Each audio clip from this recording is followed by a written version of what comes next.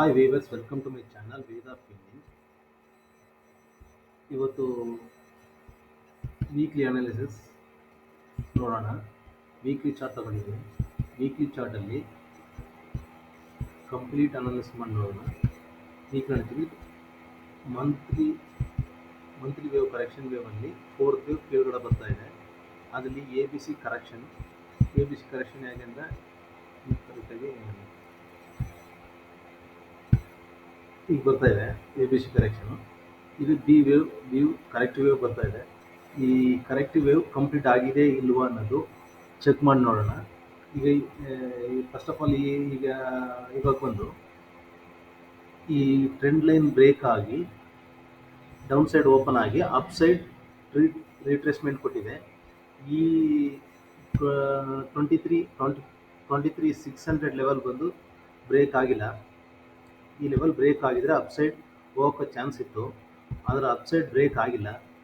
ಇಲ್ಲಿ reversal pattern ಕೊಟ್ಟು ಕೆಳಗಡೆ ಡೌನ್ ಸೈಡೇ ಬರೋ ಸಾಧ್ಯತೆ ಇದೆ. ಈ ಚಾನಲ್ ಬ್ರೇಕ್ ಆದ್ರೆ ಮಾತ್ರ ಅಪ್ ಸೈಡ್ ಹೋಗೋ ಚಾನ್ಸ್ ಇದೆ. ಡೇ ಚಾರ್ಟಲ್ಲಿ ನೋಡೋಣ.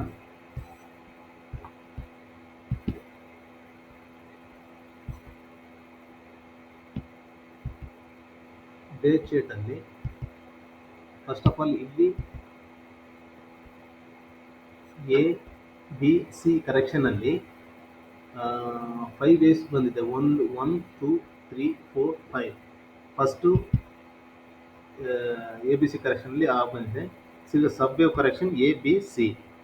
ನೆಕ್ಸ್ಟು ಎ ಬಿ ಸಿ ಇದರಲ್ಲೂ 1 2 3 4 5ನೇ ಬರಬೇಕು. ಇಲ್ಲ ಎ ಬಿ ಸಿ ಕರೆಕ್ಷನ್ ಬರೋ ಪಾಸಿಬಿಲಿಟೀಸ್ ಇಲ್ಲ. ಇಲ್ಲಿ 1 2 3 4 5 ಫಿಫ್ತ್ ಕರೆಕ್ಷನ್ ಕಂಪ್ಲೀಟ್ ಆಗಿಲ್ಲ. ಅದರಿಂದ ಈ ಚಾನಲ್ ಬ್ರೇಕ್ ಆಗಿಲ್ಲ. ಬ್ರೇಕ್ ಆಗಿದ್ರೆ ಅಪ್ ಸೈಡ್ ಹೋಗೋ ಪಾಸಿಬಿಲಿಟೀಸ್ ಇತ್ತು. ಇವಾಗ ಬಂದು ಸಪೋಸ್ ಈ ಕರೆಕ್ಷನ್ ಇಲ್ಲೇ ಕಂಪ್ಲೀಟ್ ಆಗೋಗಿರ್ತಿದ್ರೆ ಇದು ಬಂದು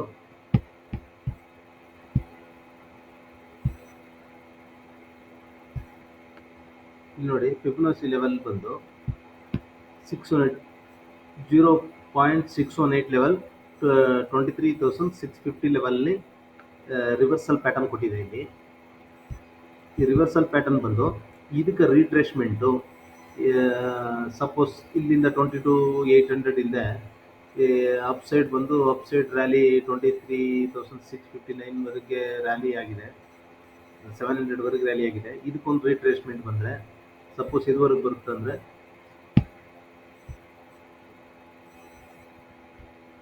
ಇದಕ್ಕೊಂದು ರೀಟ್ರೇಸ್ಮೆಂಟು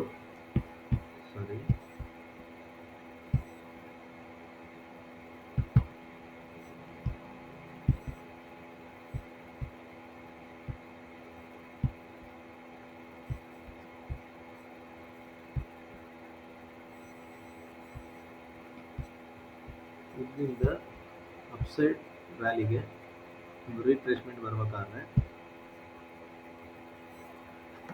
23,300 ಆ್ಯಂಡ್ 23,200 ಲೆವೆಲ್ ಬರೋ ರೀಟ್ರೇಸ್ಮೆಂಟ್ ಪಾಸಿಬಿಲಿಟೀಸ್ ಇದೆ. ಇಲ್ಲಿ ಇದು ಬಂದು 23,000 ಈ ಲೆವೆಲ್ ಬ್ರೇಕ್ ಆದರೆ ಡೌನ್ ಸೈಡ್ ಬಂದು ಬ್ರೇಕ್ ಆಗೋ ಚಾನ್ಸ್ ಇದೆ.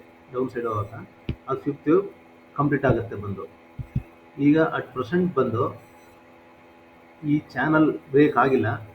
ನೆಕ್ಸ್ಟ್ ಸಪೋಸ್ ಈ ಚಾನಲ್ ಬ್ರೇಕ್ ಆದರೆ ನೆಕ್ಸ್ಟ್ ಲೆವೆಲ್ ಬಂದು 24,000 ಆ್ಯಂಡ್ 24,200 ಆ್ಯಂಡ್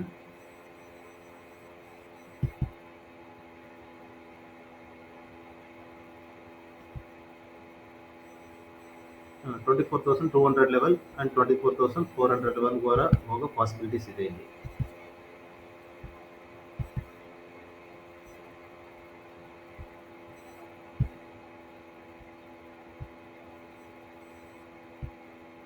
ಈ ಲೆವೆಲ್ ನೋಟ್ ಮಾಡ್ಕೊಳ್ಳಿ.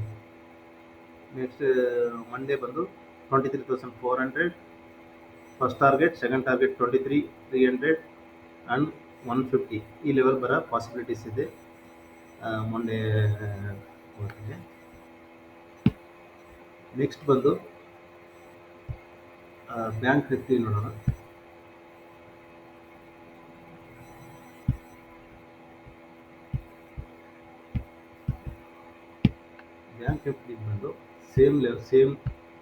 ಸೇಮ್ ಆಗಿದೆ, ಸೇಮ್ ಕರೆಕ್ಷನ್ ಬಂದಿದೆ, ರೀಟ್ರೇಸ್ಮೆಂಟ್ ಕೊಟ್ಟಿದೆ ನೋಡಿ. ಇಲ್ಲಿ 5 ವೇವ್ಸ್ ಬಂದಿದೆ, 1 2 3 4 5th ವೇವ್ ಕಂಪ್ಲೀಟ್ ಆಗಿ ಒಂದು ರೀಟ್ರೇಸ್ಮೆಂಟ್ ಕೊಟ್ಟಿದೆ. ರೀಟ್ರೇಸ್ಮೆಂಟ್ ಬಂದು 0.382% ಕೊಟ್ಟಿದೆ.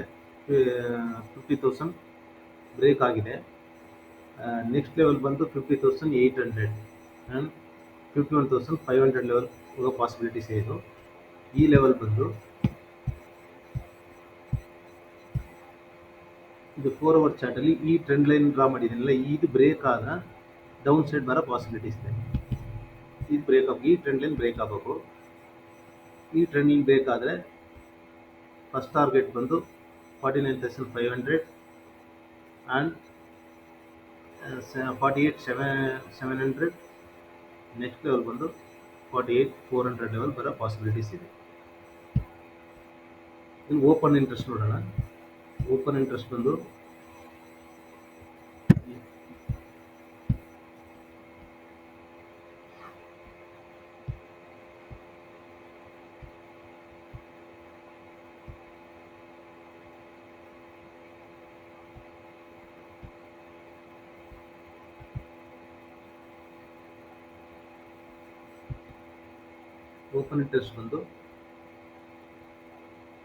ಕಾಲ್ ಸೈಡೇ ಜಾಸ್ತಿ ಇದೆ. ಓಪನ್ ಇಂಟ್ರೆಸ್ಟು 24,000 ಓಪನ್ ಇಂಟ್ರೆಸ್ಟ್ ಜಾಸ್ತಿ ಇದೆ ಆ್ಯಂಡ್ 23,800 ಓಪನ್ ಇಂಟ್ರೆಸ್ಟ್ ಇದೆ.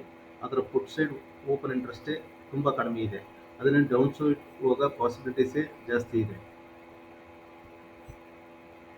ಬ್ಯಾಂಕ್ ನಿಫ್ಟಿಲಿ